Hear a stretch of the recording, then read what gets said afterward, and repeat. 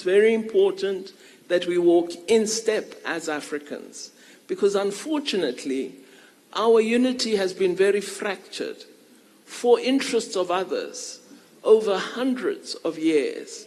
And to build the unity that can advance Pan-Africanism means very well thought out strategic management of our relationship. So, Minister, I wanted to find out when we start with this de-dollarization. De-dollarization, yes. That's noted. Thank you very much. Gentleman to my right. Thank you, Your Excellency. Thank you very much for your speech. My question serves as a look at the Pan-Africanism comment. Do you believe that South Africa will take a position of a great messiah for Africa, using its BRICS membership and reshaping their narrative of Africa around the great world? Thank you. Thank you. Right in front. Thank you very much. Thank you. Minister, I just want to check, the concept of value adding on our minerals is as old as our democracy. What has been the issues that have blocked this process? What needs to be done to unlock it? Thank you. Thank you for those three questions. Dollarization, how are we going to use our membership at BRICS? And then the final one, what are the blockages in his... Chair? Yes. Yes, are you back? All right, we'll take the fourth question and then we'll allow the minister to answer those four. Thank you for watching, and kindly consider hitting the subscribe button for more updates on important and powerful voices shaping the future Africa. Thank you. Thank you. The name is Kumula Nemshiro. I want to ask the minister if she spoke of, Minister, you spoke of the 50% that BRICS is expected to contribute in 2030. Do you think as South Africa we will achieve that target amid the challenges that we're having as a country? Thank you. Thank you very much. Over to you, Minister. Thank you very much for the questions. On the matter of de-dollarization, I think we're not there yet. South Africa is a country that seeks to manage, particularly financial administration, very, very well. We are locked into the international financial trading system, and any changes we propose to make must be very well thought out. And so it is for that reason that you won't hear me use a term like de-dollarization. I think it sounds a bit silly. What we would like to propose is that there should be increased use, especially among BRICS member states, of own currencies for trade purposes. This is what we're proposing. But what we have done, we have assigned all our ministers of finance and the governors of our central banks to research this question and to come back with a set of proposals or recommendations to the summit of BRICS leaders this year in Russia. So we're looking into the issue without being populist about it, but ensuring that the path we decide to take will be one that will help us to continue sustaining our economy and the financial status of our currency. On Pan-Africanism, I didn't quite hear all of the question. I beg your pardon? No. No, I didn't quite hear it, but I assure you that if you're asking, will we continue to work to advance the interests of Africa, my answer is yes. But we won't do this from a lofty position. We will do it in partnership with the African Union and the various agencies of the Union. It's very important that we walk in step as Africans, because unfortunately, our unity has been very fractured for interests of others over hundreds of years. And to build the unity that can advance Pan-Africanism means very well thought out strategic management of our relationship. But we will always seek to advance the interests of Africa. Well, I wish I had the answer. I saw that you had the DG of Minerals and Energy here. I hope you asked him that question. I think part of it is that we've not been bold enough. We need to be bold. There are areas where we have done well. For example, with the use of titanium in the surgical sector, particularly for physiotherapy operations, replacement of limbs and so on, we've done very well. Titanium with respect to plastic surgery has been a real innovation in South Africa, but I think we need to see more. So with respect to what we've done, with excellent incentives for the automotive sector, I don't see why cyclical converters cannot be made in South Africa, or a large part of them. So there are, I think, give and take that we can have with other countries, because it will be a battle, and we will need to negotiate it strategically and very, very carefully. Because as I speak, I also know we're a small economy in world terms. Our economy is not as large as that of California. So clearly, there's work that we need to do. And to answer the gentleman at the back, I believe the economy of South Africa will grow. But it will grow if we work hard and support our economy. If we are the ones who are beating down our country, which I'm told by foreigners we do the best of any country in the world, we will cause our country to be regarded as not very opportune for anyone to take up interest in. So our own rhetoric and dialogue about our country by us needs to change. We need to infuse confidence in ourselves and in our people, because if we constantly put ourselves down, we will be down. So I think for me, the levels of growth at the moment are not satisfactory, but the fact that we've been able to achieve almost 4 times where we are now means we can achieve 8 times where we are today.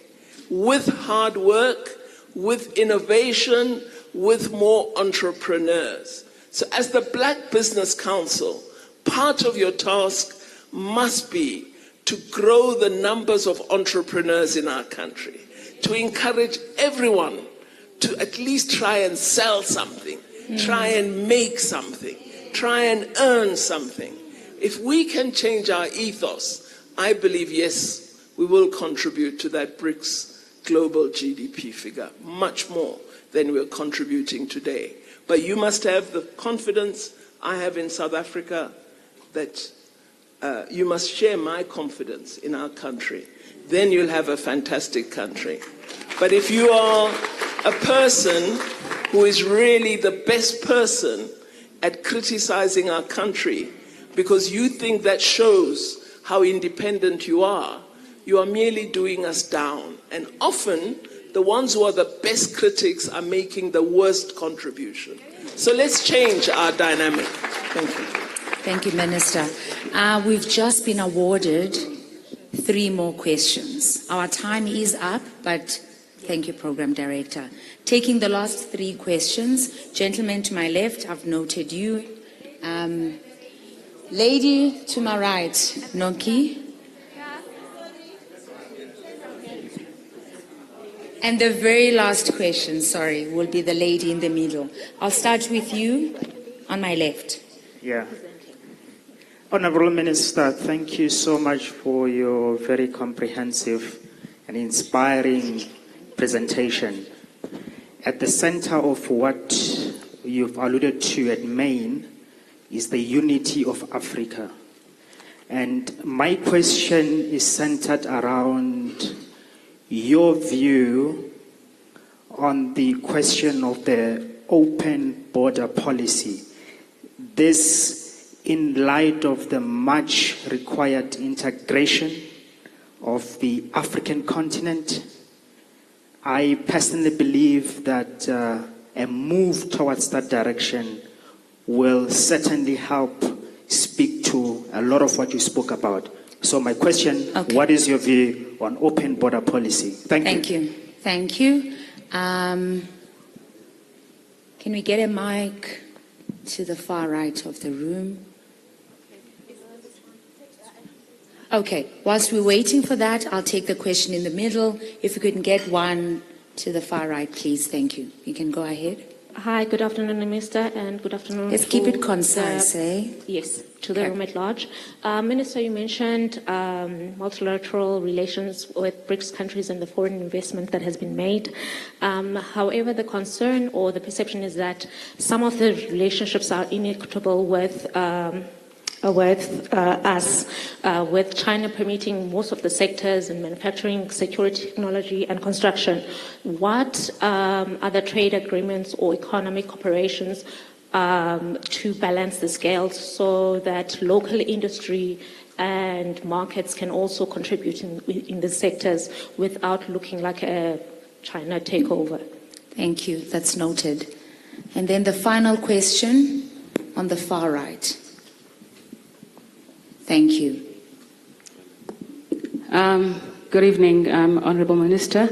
Thank you for watching, and kindly consider hitting the subscribe button for more updates on important and powerful voices shaping the future Africa. We just want to know, as BRICS is increasing its members, will they also be intentional embassies for the businesses to be, South African businesses, to be able to tap into those countries? Is there a parallel stream as the BRICS, other countries are joining BRICS? Thank you. Okay, thank you. We've got our 3 questions. No. Sorry. No. Sorry. There's a big sign in front of me. It says, "Time's up." It's in red. Yeah. On the open border issue, I don't think at this time. One, I think we need more efficient management of immigration in South Africa. 2, I think we should ease access for our fellow continental citizens. But 3, I believe those countries have an important obligation, 1, to have a proper civil register of their citizens and to issue proper passports. Once that is in place, I will support open border. But at this moment, not all those things are in place. They're still being worked on. And I think through open border, we're just going to have the confusion of the kind of migration problems we have today. So I think we need better managed migratory processes as South Africa and broadly the African continent. But the time will come when we have achieved African economic union that indeed it would make sense to be more open.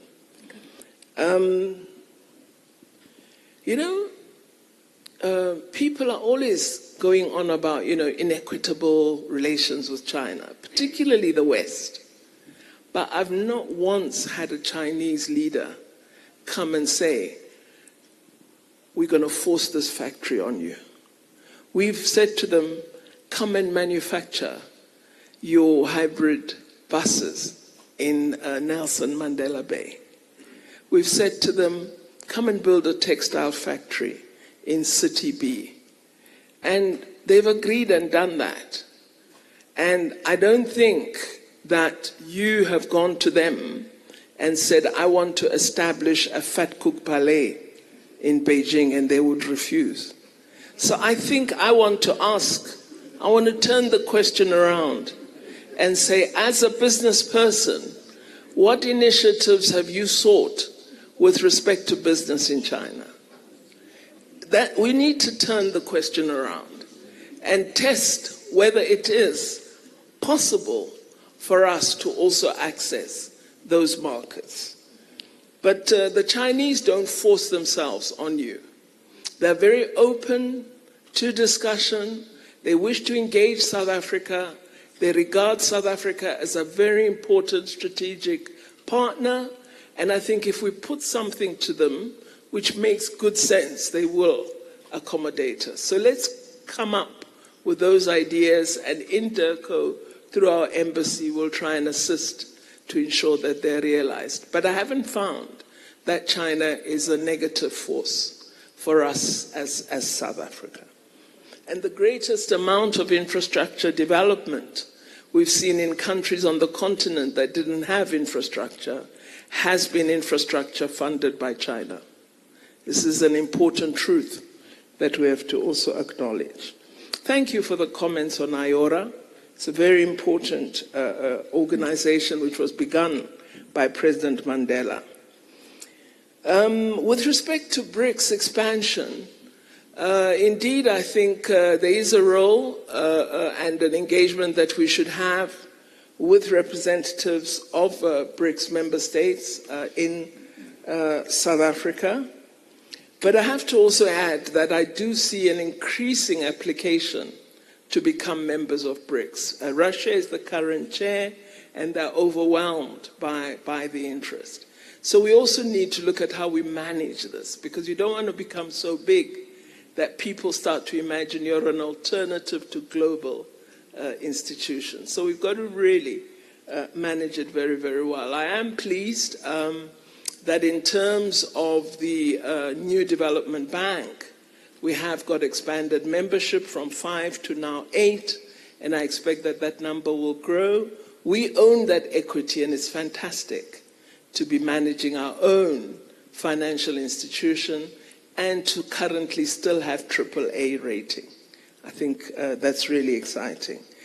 Thank you for watching, and kindly consider hitting the subscribe button for more updates on important and powerful voices shaping the future Africa.